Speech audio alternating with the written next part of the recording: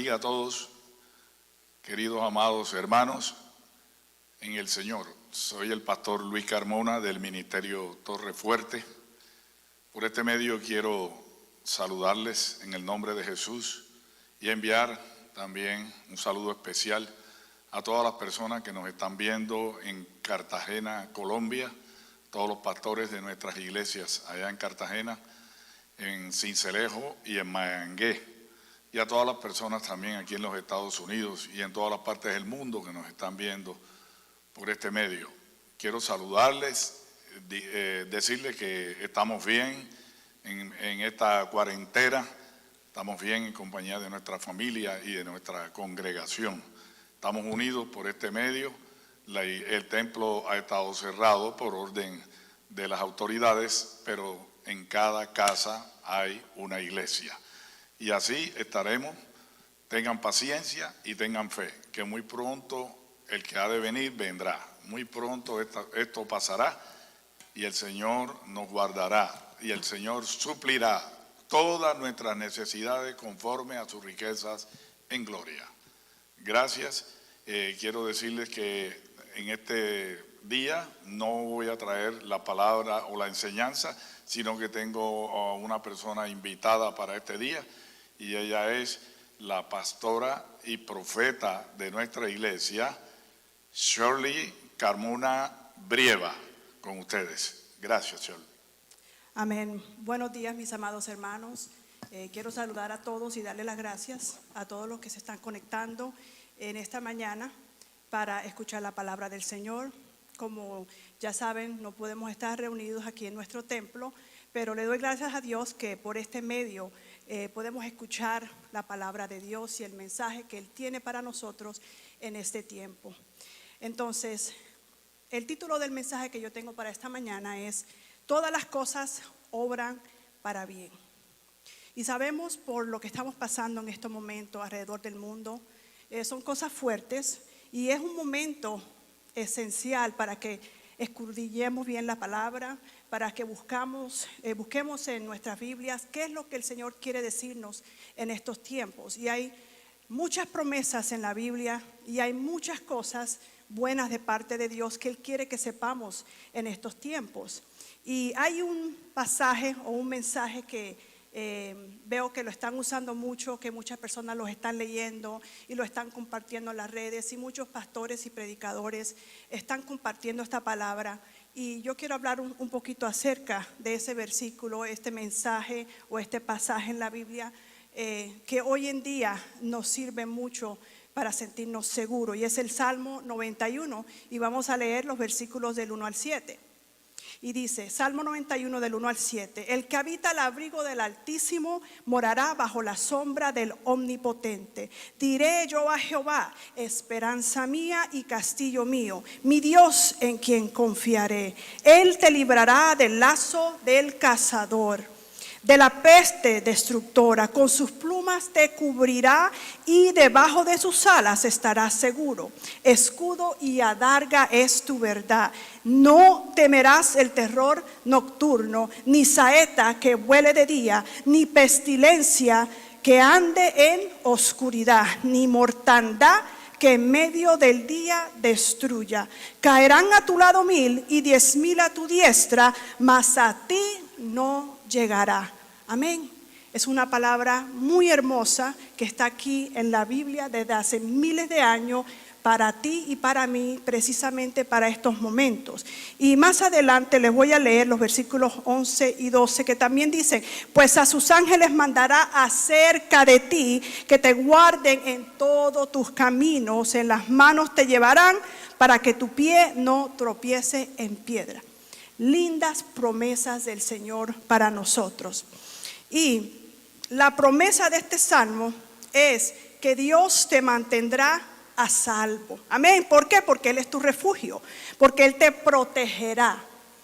Pero en realidad, ¿qué significa esta palabra en su totalidad? Sí, sabemos que Él es nuestro refugio, sabemos que Él nos va a proteger, pero si Él nos va a proteger es porque de vez en cuando podemos estar en peligro. De vez en cuando podemos pasar por problemas y adversidades, por lo tanto Él va a tener que protegernos. Ahora, ¿qué más significa esta promesa? Pero te puedo decir lo que Satanás quiere que pienses sobre esta promesa, y te puedo decir cómo Satanás quiere que leas este salmo. Todos sabemos que el diablo puede citar y usar las escrituras para sus propósitos, y eso es exactamente lo que hace el enemigo en Lucas capítulo 4, cuando Jesucristo está en el desierto y está siendo tentado por Satanás. Una de las formas en que el enemigo tienta a Jesús es citando este salmo que les acabo de leer, el Salmo 91. En Lucas capítulo 4 vemos al diablo, al enemigo, citando esta escritura, y él le cita a Jesucristo los versículos 11 y 12, donde dice que pues a sus ángeles mandará acerca de ti, que te guarden en todos tus caminos. Ahora, lo que el enemigo estaba tratando de decirle a Jesús es: no vayas a la cruz, no sufras. Si Dios realmente te ama, no dejaría que tú sufrieras, porque eso es lo que dice el Salmo 91. Eso era lo que el diablo le estaba tratando de decir a Jesús en ese momento. Ahora, vean lo brillante que es el diablo y analicen su estrategia. El diablo puede hacer que un cristiano crea que ahora que soy cristiano, Dios no permitirá que me suceda cosas malas. Si crees en ese engaño del enemigo, entonces si te suceden cosas realmente malas, entonces te vas a alejar de Dios, porque entonces dirás: la promesa no se cumplió, no funcionó. Y eso es exactamente lo que el enemigo quiere. Que leas un pasaje de la Biblia, un versículo con una promesa, pero luego cuando no se cumpla esa promesa, entonces diga: no, esto es mentira, la palabra de Dios no se cumple. Ahora, la mejor manera de entender cualquier versículo de la Biblia es compararlo con el resto de los versículos que están en la Biblia, en su totalidad. Amén. Y nunca debes tomar una cita de las escrituras y leerla de manera que posiblemente contradiga otros versículos en la Biblia, porque necesitamos analizarlos en conjunto. O sea, necesitamos analizar la Biblia en su totalidad, no solamente agarrar un versículo que te promete protección y pensar que nunca nada malo te va a suceder. Amén. Y voy a explicarle un poco más acerca de esto. Vamos a ver qué realmente significa lo que dice el Salmo 91, que Dios te protegerá. Y vamos a analizarlo con Génesis capítulo 50, versículo 20, donde vemos aquí a José, al final de una larga vida, después de que había sido abusado, acusado falsamente, esclavo y condenado falsamente por un delito. Al final de su vida, José mira a sus hermanos, los cuales son los culpables de todas estas tragedias de la vida de José, y en Génesis 50, 20 les dice: ustedes pensaron que hacerme mal, ustedes pensaron hacerme mal, pero Dios lo cambió en bien para que sucediera como vemos hoy y se preservara la vida de mucha gente. Entonces, lo que José le estaba tratando de decir a sus hermanos en este versículo era: yo sé que yo fui un niño malcriado y que iba en la dirección equivocada. Yo sé que nuestra familia tenía problemas, éramos una familia disfuncional. Pero si no me hubieran enviado a Egipto, si no me hubiera convertido en esclavo, si no me hubieran metido preso, si no me hubieran traído aquí, no habría podido levantarme y convertirme en el primer ministro de Egipto y salvar no solamente a muchas personas del hambre, sino incluso salvar a mi familia y salvarlos del pecado y llevarlos a un arrepentimiento genuino. Amén. Lo que el diablo quería para mal, Dios lo cambió para bien en la vida de José. José le decía a sus hermanos: Dios me mantuvo a salvo aún cuando me vendieron como esclavo. Dios me mantuvo a salvo aún cuando me metieron en la prisión. En retrospectiva, Dios mantuvo a José a salvo en todo tiempo. Pero en el momento del proceso no parecía que él estaba salvo o que Dios lo estaba protegiendo. Amén. Entonces, cuando leamos versículos o pasajes en la Biblia como el Salmo 91, no pensemos que está diciendo que no te va a pasar nada malo, que no vas a enfrentar problemas, ni crisis, ni calamidades. Lo que te promete es protección. Amén. Entonces, vamos a analizar otro versículo en la Biblia y está en Romanos 8:28. Dice: y sabemos que a los que aman a Dios todas las cosas obran a bien, y esto es a los que conforme a sus propósitos son llamados. Ahora, a mí me gusta otra versión que dice: todas las cosas obran juntamente para bien. Ahora, miren esta palabra juntamente, analicemos esta palabra juntamente. No dice que todas las cosas serán buenas, no dice que toda situación siempre será algo positivo, no dice nada tan superficial. Nos pueden suceder cosas malas, sí, y a los hijos de Dios nos pueden suceder cosas muy malas. Pero lo que este versículo nos promete es que al final de todo, todas las cosas que nos suceden, todas las situaciones adversas en nuestra vida tendrán un final beneficioso para nosotros, los hijos de Dios, que lo amamos y que hemos sido llamados conforme a su propósito. Porque Dios ejerce su poder para influir en las cosas, de modo que a la larga todas las cosas habrán movido en la dirección de la gloria de Dios y para nuestro bien, tal como lo vio José. Amén. Así es que cuando analicemos la palabra, las escrituras, tenemos que entender toda la Biblia, todas las escrituras, para poder saber exactamente qué es lo que Dios nos está prometiendo. Amén. Ahora analicemos otro versículo, otro pasaje. Vamos a Lucas 21 y leemos los versículos 16 al 18 y dice: mas seréis entregados aún por vuestros padres y hermanos y parientes y amigos, y matarán a algunos de vosotros. Y seréis aborrecidos de todos por causa de mi nombre. Este es Jesús hablándole a sus discípulos. Y en el versículo 18 dice: pero ni un cabello de vuestra cabeza perecerá. Con vuestra paciencia ganaréis vuestras almas. Amén. Aquí vemos que Jesús le dice a sus discípulos que serán ¿qué? Serán perseguidos. Y que les van a pasar cosas realmente malas y muy malas. Pero que Él los va a apoyar y Él los mantendrá a salvo. Él les dice: serán traicionados y algunos de ustedes serán asesinados, serán perseguidos, vituperados. Pero sin embargo, les dice: ni un pelo de su cabeza perecerá, y con paciencia ganaréis sus almas. Ahora vamos a entender qué quiere decir eso. Que ningún pelo de nuestra cabeza perecerá y con paciencia vamos a ganar nuestras almas. ¿Cómo que te dice que te van a matar pero ningún pelo de tu cabeza perecerá? Como que no tiene sentido, pero les quiero explicar eso y por qué dice que con paciencia ganaremos nuestras almas.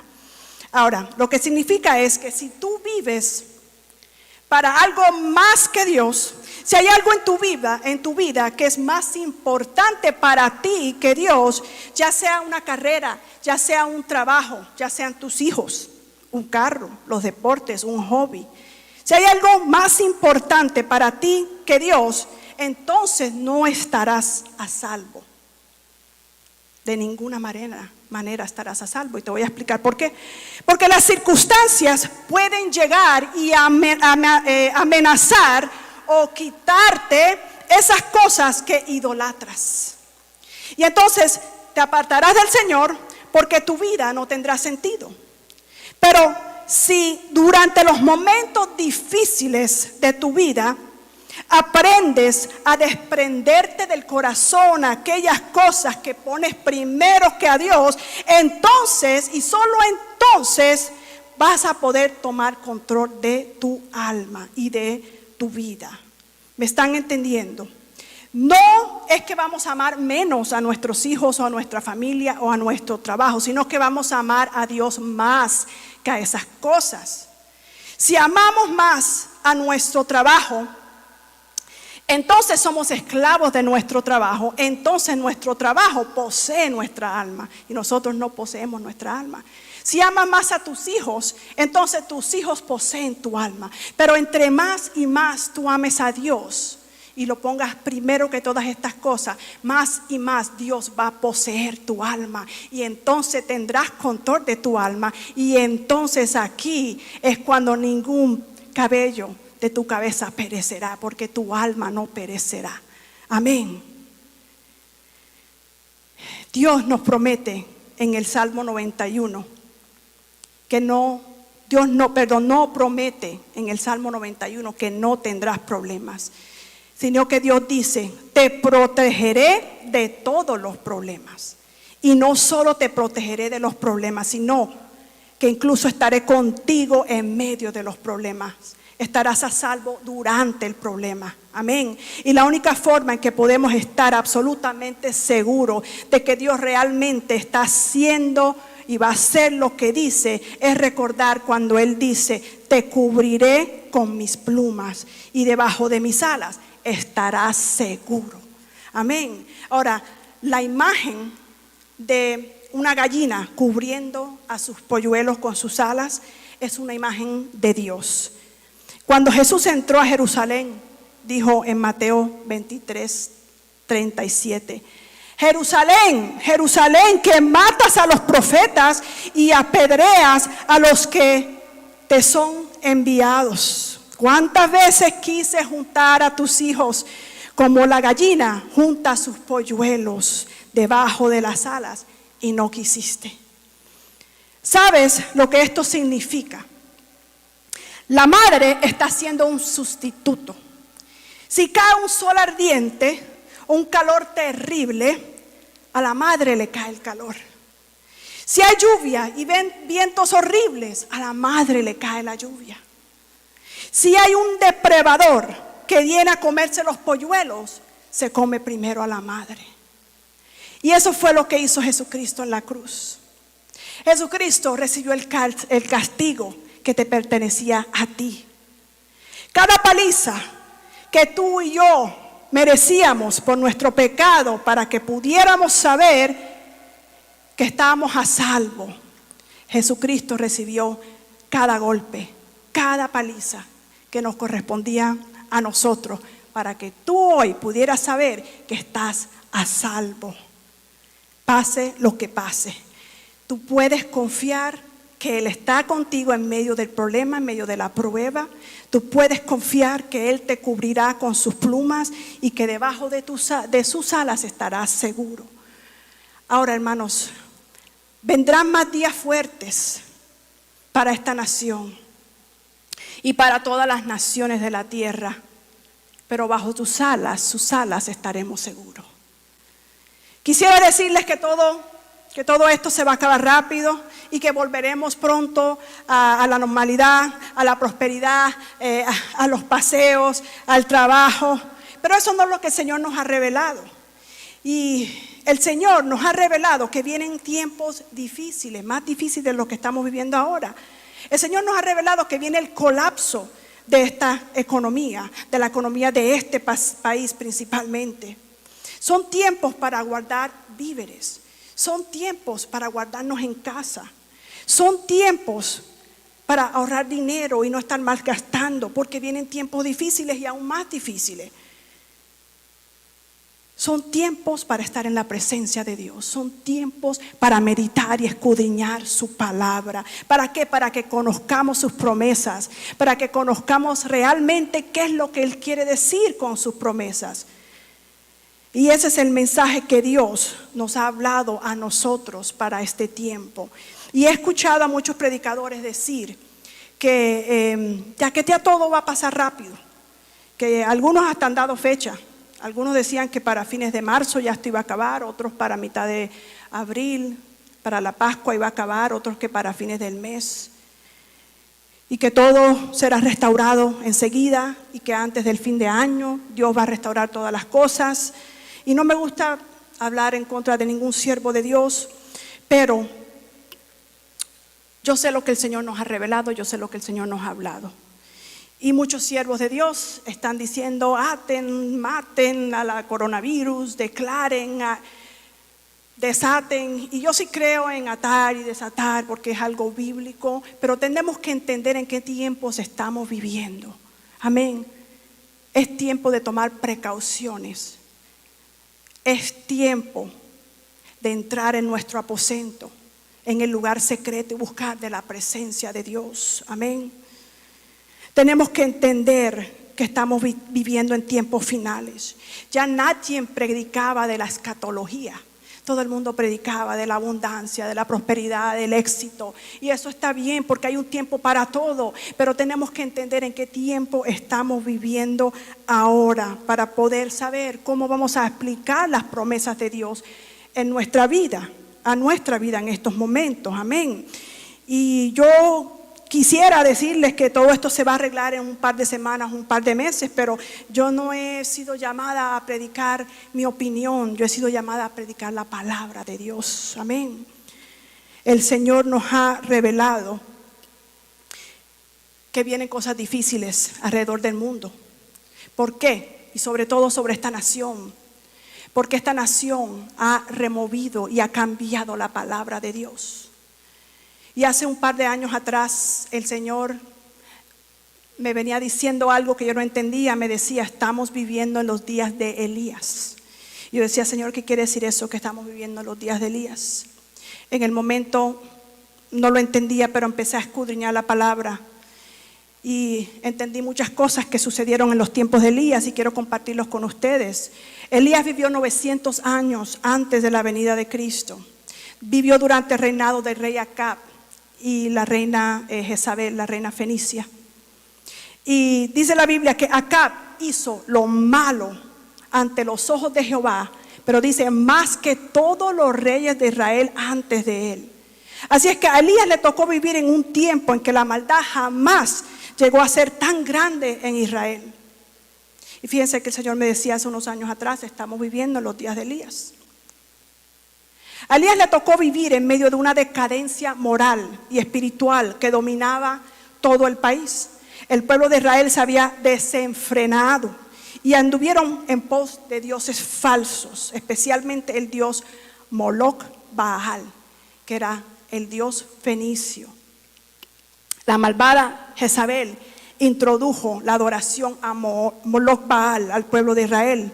Y bajo su influencia, Acab hizo un altar a este dios en un templo de Baal, que le llamaban el templo de Baal. Lo edificó en la ciudad de Samaria. Ahora, Moloch Baal fue un dios muy adorado por los fenicios. Lo conocían como el dios del símbolo del fuego purificante. Se le conocía como padre de todos los dioses. Los sacrificios preferidos de Moloch, pongan atención, eran los niños, especialmente los bebés. El sacrificio consistía de la cremación de un niño recién nacido en perfectas condiciones. Y mira lo que dice la palabra acerca de esto. Vamos a ver lo que dice Jeremías capítulo 19, versículo 5. Dice: y edificaron lugares altos a Baal, para quemar con fuego a sus hijos en holocaustos al mismo Baal, que era el mismo Moloc, Baal, Moloc. Cosa que no les mandé, ni hablé, ni vino al pensamiento. Entonces, en los días de Elías, Dios envió un juicio a la tierra a causa de su pecado. Envió una sequía. Y no llovió por 3 años o por más de 3 años. Y a causa de la sequía vino una hambruna en la tierra. Entonces luego el Señor le dice a Elías que vaya a Sarepta y que allá se va a encontrar con una viuda que le va a dar de comer. Elías llega a Sarepta y encuentra a la viuda y le pide que le dé agua y que le dé pan. Pero la viuda le dice: lo siento, pero lo único que tengo es un puñadito de harina y un poquito de aceite. Y con eso me voy a hacer un pedacito de pan para darle de comer a mi hijo y para yo comer. Y luego nos vamos a morir del hambre. Era tanto el hambre, tanto la hambruna, que no tenía ni siquiera para comerse un pedacito de pan. Pero mira lo que le dice Elías a esta mujer. En el primer libro de Reyes, capítulo 17, los versículos del 13 a 15, dice: Elías le dijo: no tengas temor, ve, haz como has dicho, pero hazme a mí primero de ello una pequeña torta cocida debajo de la ceniza y tráemela, y después harás para ti y para tu hijo. Porque Jehová Dios de Israel ha dicho así: la harina de la tinaja no escaseará, ni el aceite de la vasija disminuirá, hasta el día en que Jehová haga llover sobre la faz de la tierra. Entonces dice que ella fue e hizo como Elías le dijo.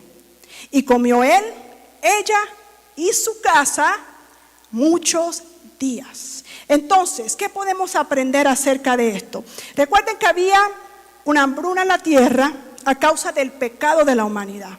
Había una sequía, no había ni agua ni comida, pero había una palabra de Dios, amén. Había una palabra de Jehová para Elías y para la viuda, porque Jehová de Israel ha dicho. Había una crisis, sí, pero Elías y la viuda tenían una palabra de sostenimiento de Jehová, amén. Y cuando tú tienes una palabra de sostenimiento, el mundo se puede estar derrumbando a tu alrededor, pero tú sabes que Jehová ha dicho, y por lo tanto Él te va a proteger y te va a sustentar. Amén. Había crisis, sí, pero había una palabra del Señor. Y eso es lo que debemos de estar buscando en este momento. Hay crisis, hay escasez, hay pestes, hay plagas, pero hay promesas de Dios en su palabra. Amén. Aleluya. Estamos atravesando por una crisis mundial a causa del pecado de la humanidad. Pero la gente no quiere escuchar esto y dicen: pero el Dios del nuevo pacto es un Dios amoroso y misericordioso. Él no quiere que nadie se enferme, Él no quiere que nadie se muera. Pues claro que sí, claro que nuestro Dios no quiere que sus hijos se enfermen, ni mucho menos que mueran de un virus. Pero Él también quiere que muchos lleguen a un arrepentimiento genuino, porque lo que a Él le interesa es tu alma, no tu confort, no tu comodidad. Amén. Él lo que le interesa es que no te pierdas en la eternidad. Entonces, lo que la gente no comprende es que los juicios de Dios son producto de su amor. Cuando Dios envía algún juicio es porque nos está corrigiendo. Es porque ya nos ha advertido muchas veces y no hemos escuchado con palabras. Entonces, para enderezar lo torcido que hay en nuestras vidas, el Señor tiene que usar la vara, como lo vemos en Proverbios 22:15, que dice: la necedad está ligada al corazón del muchacho, mas la vara de la corrección la alejará de él. El Señor usa el castigo precisamente porque no quiere que seamos destruidos eternamente. Si no hay arrepentimiento, la segunda epístola de Pedro, capítulo 3, versículo 9. Segunda de Pedro 3, 9 dice: el Señor no retardó su promesa según algunos la tienen por tardanza, sino que es paciente para con nosotros, no queriendo que ninguno perezca, sino que todos procedan ¿a qué? Al arrepentimiento. Entonces la situación en el mundo y en el pueblo de Dios hoy es muy parecida a la que le tocó vivir y enfrentar a Elías. Aunque hoy en día no participamos de la idolatría salvaje, como lo hacían en ese tiempo los sacrificios en vivo de los hijos a Moloch, pero yo les hago una pregunta en esta mañana: ¿puede el aborto ser semejante a la entrega de un hijo a Moloch?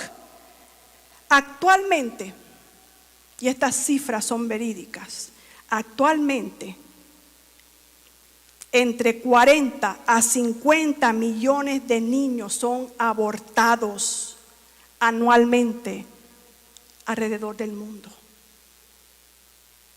¿Y ustedes creen que Dios está contento con esto? La Biblia dice que antes de los tiempos finales, el espíritu de Elías viene a restaurar todas las cosas. Ahora, ¿qué quiere decir esto que el espíritu de Elías viene a restaurar todas las cosas? Eso lo vemos en Malaquías 4, versículos 5 al 6. Dice: he aquí, yo os envío el profeta Elías antes que venga el día de Jehová. Y el Señor ya nos dijo que estamos viviendo los días de Elías. Dice: grande y terrible. Él hará volver el corazón de los padres hacia los hijos y el corazón de los hijos hacia los padres, no sea que yo venga y hiera la tierra con maldición. Entonces, el espíritu de Elías viene. Estamos en los días de Elías, donde hay inmoralidad por todas partes del mundo, donde Dios ya está cansado, donde ya está rebosando su copa. Pero viene ¿a qué? A restaurar el corazón, a devolverle el corazón del padre a los hijos y de los hijos al padre. Y eso también lo vemos que sucedió en los días de Elías actualmente.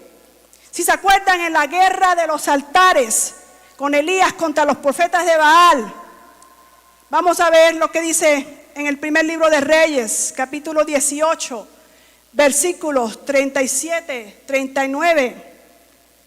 Lo que pasó en ese momento cuando Elías retó a los profetas falsos de Baal.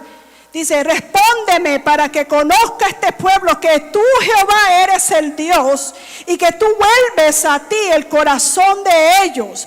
Entonces cayó fuego de Jehová y consumió el holocausto, la leña, las piedras, el polvo, y aún lamió el agua que estaba en la zanja. Viéndolo, todo el pueblo se postraron y dijeron: Jehová es el Dios, Jehová es el Dios. Se arrepintieron. Entonces Elías hizo volver el corazón de los hijos al padre y del padre a los hijos. Y eso es lo que quiere el Señor en estos tiempos.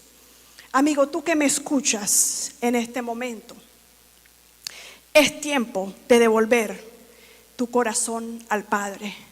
Los tiempos son malos, los tiempos son peligrosos, pero aún hay oportunidad para arrepentirte. La palabra dice que buscar a Dios mientras pueda ser hallado. Búscalo antes de que sea muy tarde. La gente, a veces pienso que no está tomando esta pandemia en serio. No conoce la seriedad de este problema. Y he visto muchas cosas en las redes y a veces me desanimo porque yo digo: Señor, pero ¿cuándo es que se van a arrepentir? Porque la gente sigue igual. Escuchaba hasta un predicador, un pastor, porque no solamente estoy hablando de los impíos, los que no conocen al Señor. Aún muchos cristianos que deben enderezar sus pasos no lo están haciendo. Estaba viendo un video de un pastor que había sido infectado con este virus, con el coronavirus, y llevaba 2 semanas hospitalizado. Pero luego despertó de la coma, no se estaba en estado de coma, despertó y ya se estaba mejorando. Y empezó a grabar un video y lo puso por las redes sociales. Y en el video todavía se veía un poco mal porque tosía y no podía respirar bien.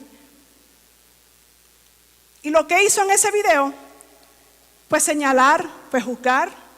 Empezó a hablar mal de los pastores, de los profetas.